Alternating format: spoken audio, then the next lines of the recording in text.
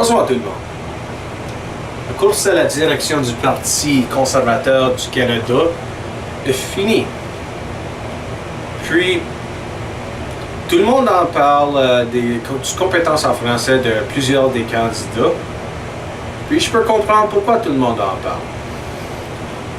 Je vais commencer par dire, à part des deux francophones, ça c'est à mon oreille, des deux francophones qui sont portés comme candidats, il y avait au moins de 3 à 4 qui, oui, ils sont des anglophones, mais ils peuvent parler le français très bien, ils peuvent s'exprimer en français très bien. Donc, je veux féliciter l'effort de ces 3 à 4 candidats. Donc, à part des deux francophones, puis les 3 à 4 anglophones qui parlent bien le français, il y avait plusieurs que moi, j'avais la misère à comprendre. Puis, quand je dis ça, je veux pas blâmer personne. Apprendre une langue, c'est pas facile. Puis c'est beaucoup plus difficile quand tu essaies d'apprendre une langue comme adulte. Quand tu es tout petit, c'est beaucoup plus facile. Tu es dans l'école, c'est un cours que tu peux prendre chaque jour. C'est une chance de pratiquer chaque jour, ou au moins chaque jour dans la semaine de l'école. Mais même si j'avais les misères à comprendre plusieurs du candidat, moi je veux leur féliciter. À cause, numéro 1, ils ont fait l'affaire d'apprendre assez du français pour au moins se porter dans le débat. Puis numéro 2, ça prend du courage. Ça mérite quelque chose.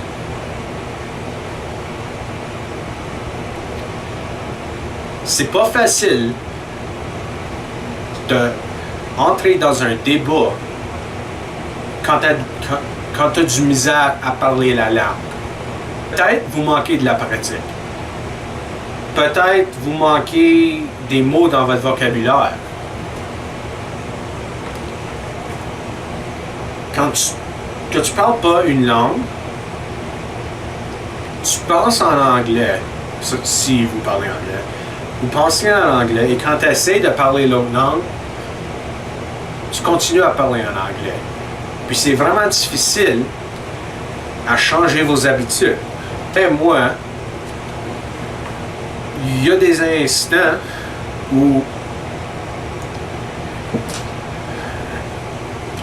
j'ai la misère à cause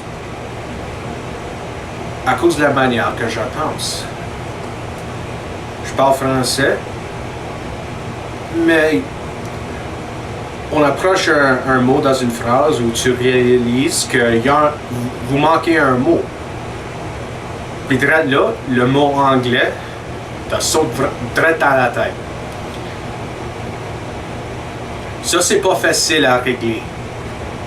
Puis tous les anglophones qui ont fait l'effort méritent une félicitation. Je comprends pourquoi quelques francophones sont un peu déçus. Comme j'ai dit, moi j'avais de la misère à comprendre quelques-uns des candidats à cause, malheureusement, avec leur accent, ils sont très difficiles à comprendre. Mais ça veut pas dire que c'est une personne méchante, que c'est une personne qui ne mérite pas d'être le chef. C'est juste quelqu'un qui essaie d'apprendre une langue, qui peut-être a un peu de misère, ou il a juste commencé ses études. Je pense que nous autres, comme francophones, on doit nous relaxer un peu. S'il y a un gars, une femme, qui se présente comme candidat, mais ne fait aucun effort d'apprendre notre langue, ou un candidat francophone qui ne fait aucun effort d'apprendre l'anglais, c'est eux autres qu'on devrait être déçus. C'est eux autres qu'on devrait se faire honte.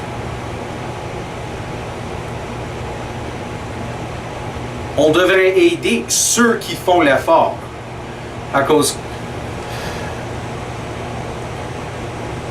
Quand on dénonce ceux qui font l'effort, ça transmet le message que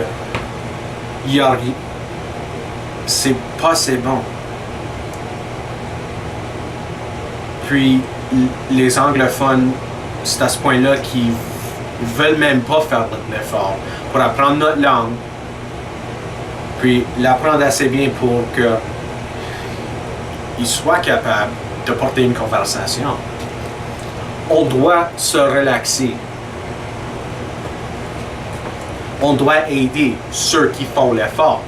Si on ne leur aide pas, c'est comme ça qu'on va continuer à nous isoler, puis on va avoir rien en commun avec le reste du pays. Et ça va être à ce point-là que les jeunes, peut-être, vont pas vouloir apprendre le français.